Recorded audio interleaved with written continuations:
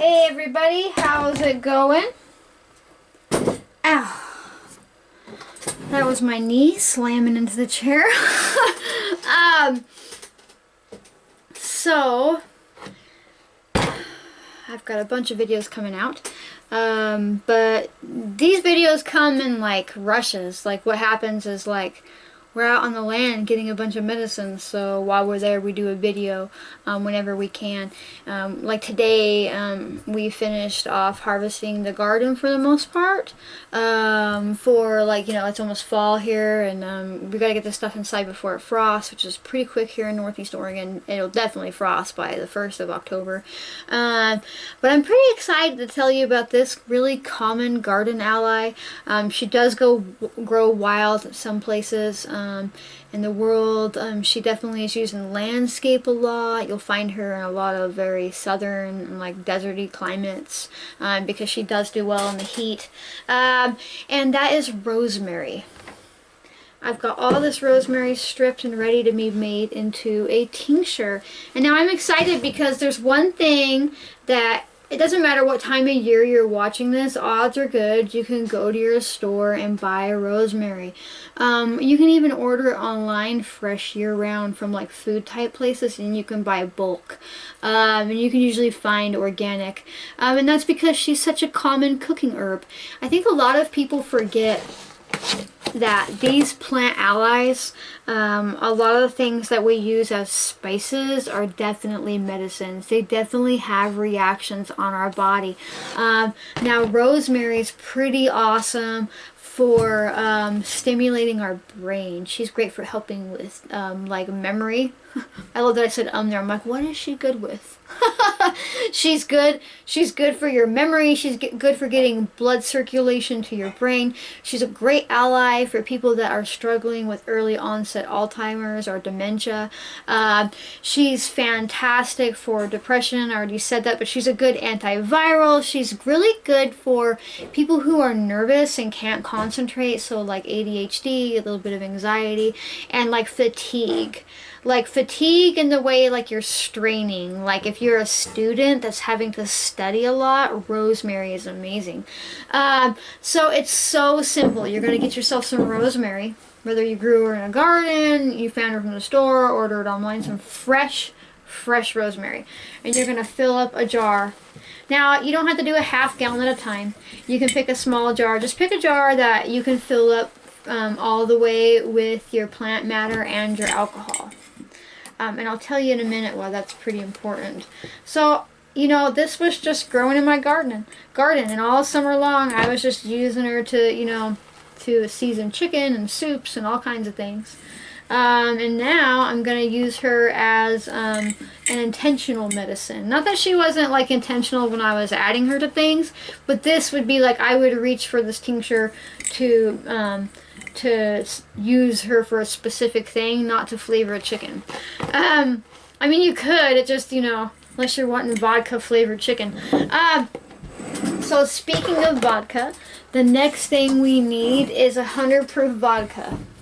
If you can't get 100 proof, 80 proof is fine. You're just going to have to let it sit a little longer. But you don't want to go stronger than 100 proof. And that's because grain alcohol, I'm not talking about alcohol that's made with grains. Grain alcohol is referring to like Everclear or something similar that's 190 proof or stronger. It is dangerous, it's poisonous, it's illegal in many states, and it has, the most important thing of all, no water content. 100 proof vodka is 50% alcohol, 50% water. We want that water content because I want rosemary's amazing water soluble properties right alongside her alcohol soluble properties. And that makes a whole well-rounded tincture. Also, it takes away any math. So if you use 190 proof alcohol, like most herbalists are going to tell you to do, you're going to have to do all kind of ratio math, and then ironically, most of the time, you're adding water back, and you're taking in the ratio of the plant you use, and blah, blah, blah, blah, blah, blah, blah, blah, blah, blah. So you can end up with 50% water and 50% alcohol. And it's just absurd. Like, you're making it more complicated than it needs to be. Just grab yourself a bottle of 100 proof vodka and take all the math away. But you know what it is? A lot of people need that instant gratification, because when you use the grain alcohol, people are decanting these tinctures in like up to, as soon as 2 weeks. A real tincture made with 100 proof vodka needs to sit for 6 to 8 weeks minimum, and you can go longer than that. It won't ever go bad. It won't get too strong, and the most important thing is it won't start degrading the medicinal value. Now grain alcohol, that's not the case. Grain alcohol is so strong, not only can it eat a hole in your stomach and shut down your liver and mess up your kidneys, it will start eating away at a lot of the medicinal properties of your plant ally, which is why they strain it at 2 weeks. But we don't have to worry about that with vodka. And so the next thing you're going to do is fill out a label, so you know who you're working with here. Mine just has some indicators on it, like I can check if it's tincture, honey, oil infusion, or other. I put on there the date it began, if it was wildcrafted. If it's applicable, I can put on there how many ounces of the plant I used and where I got it from. And there's even a place to say like decanted date, which means when you strained it. And this way you don't forget who you've made. And I know you're like, oh, I won't forget. You start getting real busy and start filling a bunch of jars, and you'll be surprised how fast you're like, oh, who are you? And like eventually you get past that point and you'll be able to figure out who she is. But it's easier on your memory if you're using rosemary tincture and writing it down on a label. And then you know who's in there. And I like to write down where I got it from, because like if one plant's stronger from a certain area, different properties, you know, like different climates grow different plants. And so you might be like, wow, that one really helped me with my nervousness, but this one like helped me with concentration or memory more. And again, it's not that the plants are different so much as they grew in different climates, so different aspects of them might have been, you know, like supported more or, you know, depleted more. So just write where you got it at. And I'm just going to write garden, because I got it from the garden. Date began. And the date began is important, because then you know when you began it. You know, again, you can't let this sit too long, but you're like, okay, well, I started this, say, you know, September 15th.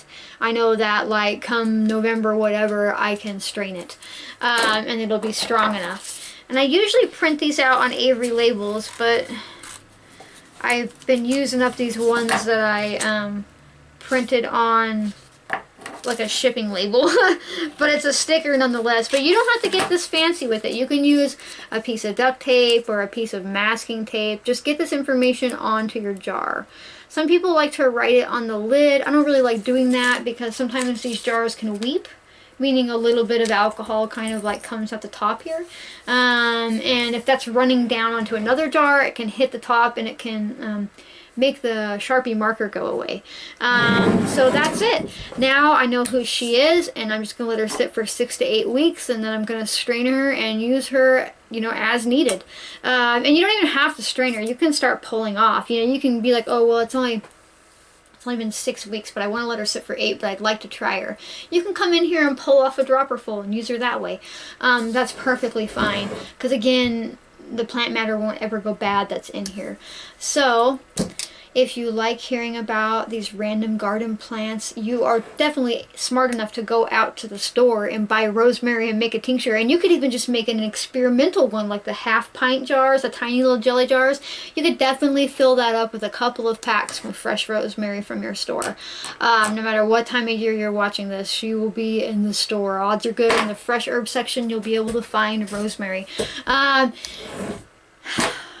So yeah, if you like my videos, take a second to subscribe and turn on notifications by clicking the little bell down below. Should be on the right hand side of your screen under the video here. Like and comment so I know you're here with me.